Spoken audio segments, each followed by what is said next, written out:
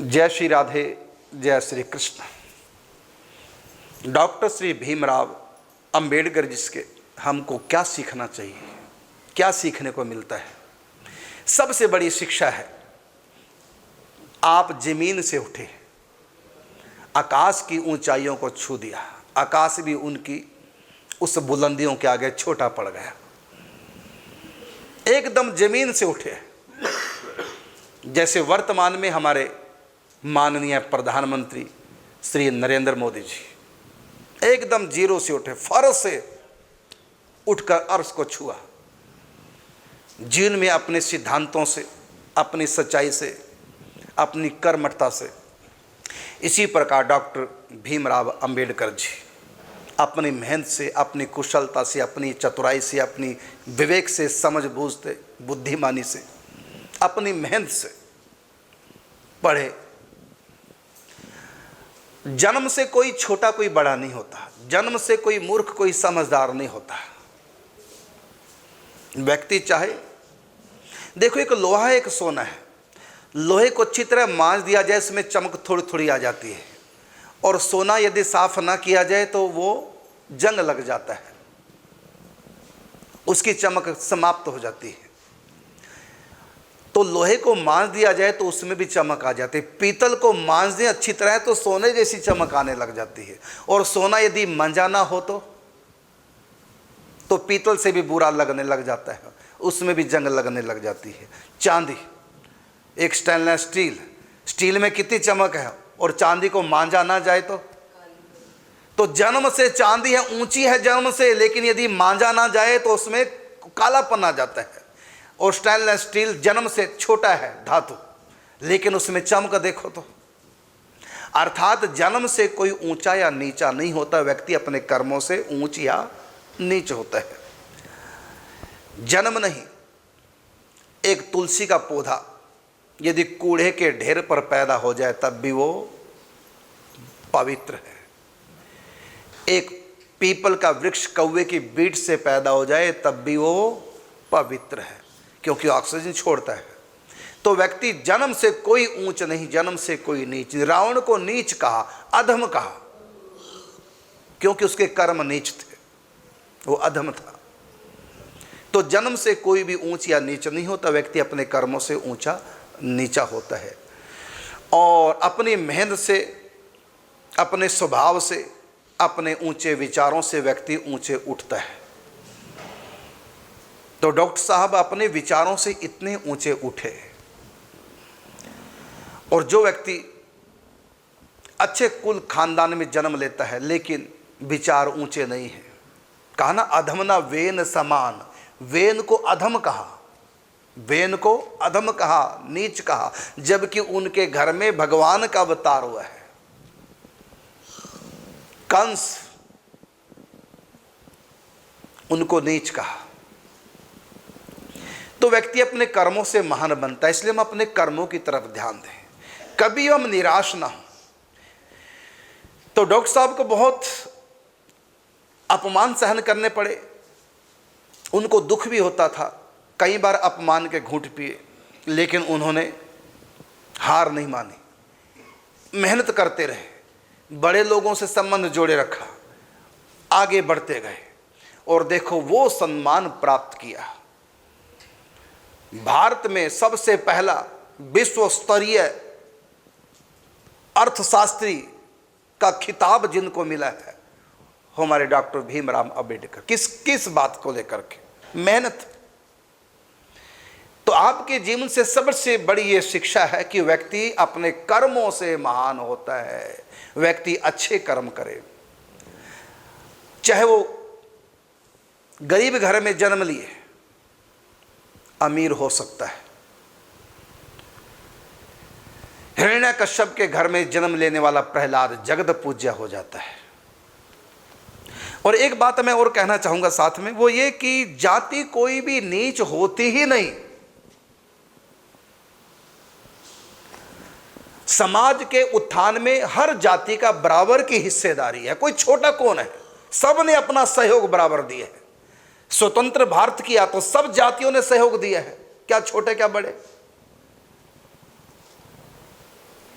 तो जाति के आधार पर किसी को अछूत मान लेना बहुत बड़ी गलती है। हमारा शास्त्र इसके लिए आज्ञा नहीं देता। राम जी ने निषाद राज गुह को गले लगाया, छुआ है, कहां छुआ छूत मानी राम जी ने। मातेश्री भिलनी झूठे बेर खाए, कर्म ऊंचे, मानव एक भगति कर नाता। भगवान कहते मैं जात पात नहीं, अमीरी गरीबी नहीं। विदुर जी कौन सी जाति के थे,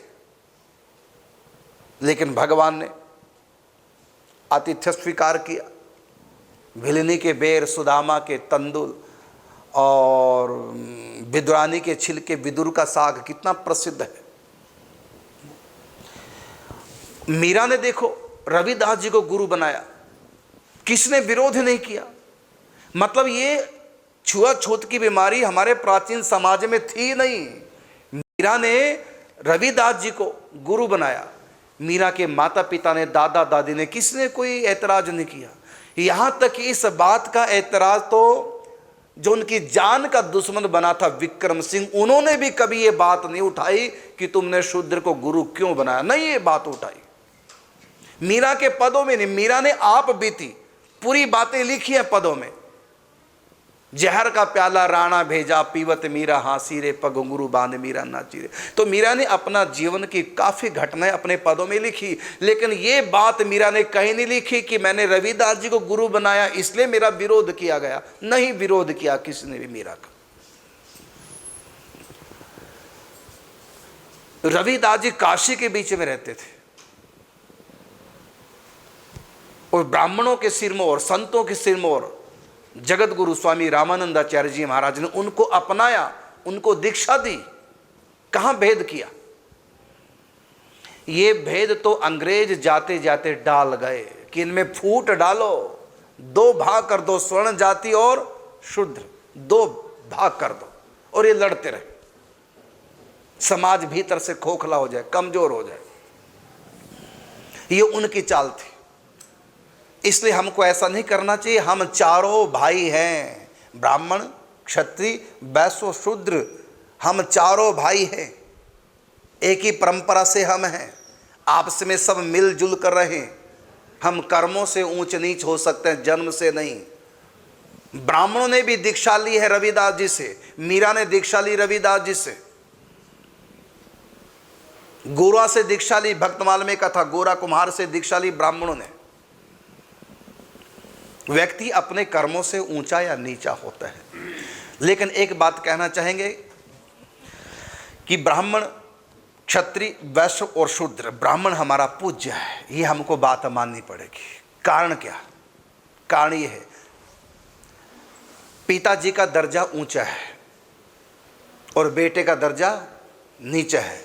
लेकिन ऐसा नहीं कि पिताजी अच्छे हैं तो बेटा नीच हो गया। समझना बात को। पिता बड़ा है और बेटा छोटा है, इसका अर्थ ये नहीं कि वो नीच है। ऐसे चार भाई हैं, बड़ा भाई, छोटे तीन भाई बड़े भाई को प्रणाम करते हैं, इसका अर्थ नहीं कि जो सबसे छोटा भाई वो नीच है। इसका अर्थ ये नहीं कभी लगाना, हाँ छोटा बड़े को प्रणाम करेगा। शूद्र, क्षत्रिय, वैश्य ब्राह्मण को प्रणाम करेंगे, बड़ा भाई है। लेकिन ऐसा नहीं कि बड़ा भाई वो अच्छा है और हम नीच हो गए। ये अच्छा ये नीच नहीं है, दर्जा बड़ा है। इसी प्रकार पत्नी अपने पति को प्रणाम करती है, पति आशीर्वाद दे, इसका मतलब प्रणाम करने वाली स्त्री नीच नहीं है। इसी प्रकार ये नहीं कि शूद्र जय और या क्षत्रिय या वैश्य नीच हैं और ये ऊंच है ब्राह्मण, ये नहीं है। ये तो भाई है, बड़ा भाई उससे छोटा भाई, उससे छोटा भाई, उससे छोटा भाई, तो छोटा भाई तो तीनों का सेवक ही होगा। नहीं, मैं एक साधारण सी बात है। लेकिन सेवक का अर्थ नीच नहीं होता। ये कब हम नीच मानने लगे, बहुत बड़ा अपराध। किसी को भी जन्म के आधार पर नीच, हम सब एक मालिक की संतानें हैं। हाँ छोटे बड़े हो सकते हैं लेकिन ऊंच नीच नहीं। तो हमारे शास्त्रों में छोटे बड़े की कल्पना तो है, जैसे माता पिता का दर्जा बड़ा, बेटे का दर्जा छोटा, बड़े भाई का दर्जा बड़ा। जैसे राम जी राजा बनेंगे, छोटे भाई नहीं बनेंगे, बड़ा भाई है। लेकिन इसका अर्थ नहीं कि छोटा भाई नीच होता है।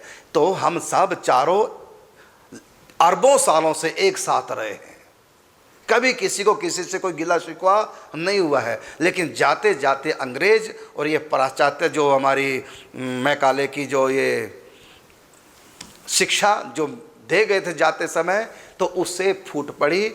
और इन 70 सालों में भी बहुत भेदभाव आया है समाज में, ये कुरीति है। और डॉक्टर भीमराव अंबेडकर जी ने इसी पे कुठाराघात किया कि हम सब एक हैं, भारत हमारा, हम सब एक हो करके भारत को महान बनाएं, जगत गुरु बनाएं, पूरे विश्व में भारत का डंका बजे। हम चारों भाई बराबर सहयोग करके और देश को आगे बढ़ाएं। ये आपका आंदोलन था और इस आंदोलन में आपने भरसक प्रयास किया, काफ़ी हद तक कामयाबी मिल गई। अब मेरा पूरा भारत देश, मैं सबसे कहना चाहूँगा, स्नातनियों से भी, कोई भी नीच नहीं होता और कोई भी ऊंच नहीं। हाँ, बड़ा छोटा होता है, हम ब्राह्मण को बड़ा दर्जा देंगे, तो इसलिए ब्राह्मण पूजनीय तो है, बड़ा तो है, लेकिन हम ये नहीं कह सकते कि जो छोटे प्रणाम करते हैं तो वो कोई नीच हो गए। ये परिभाषा बंद करो। बड़ा छोटा हो सकता है लेकिन ऊंच नीच की बात करनी ही नहीं चाहिए। लेकिन हमने इतना नीच मान लिया कि छू नहीं सकते, अछूत।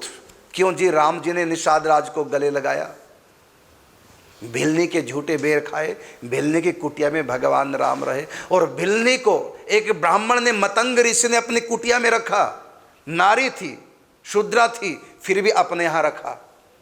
कहाँ माना ये सब छुआछूत? बड़ा हाँ बिल्कुल।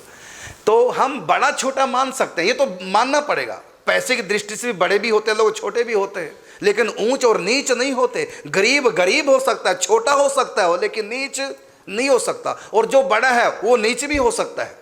तो हमने बड़े छोटे को ऊंच नीच कह दिया। और शूद्र का अर्थ नीच नहीं होता, शूद्र का अर्थ छोटा होता है, छोटा भाई। जैसे मीरा का पद है, क्षुद्र घंटिका कटि तत् शोभित। ठाकुर जी की झांकी मानसी करते हुए मीरा लिखती है कि क्षुद्र घंटिका कटि तट शोभित, माने छोटी घंटियां करधनी ठाकुर जी की। तो वहां मीरा क्षुद्र शब्द का प्रयोग करिए, छोटी घंटियां मतलब क्षुद्र घंटियां। तो क्षुद्र का अर्थ नीच नहीं होता, क्षुद्र का अर्थ छोटा होता है। इसलिए मैं पूरे भारतवासियों को, सबको सावधान करना चाहता हूं, परिभाषा को चेंज करें। हमारे छोटे भाई हैं और सबको गले लगाना चाहिए और सब मिलकर के हम देश को आगे बढ़ाएं। जय श्री राधे, जय श्री कृष्ण।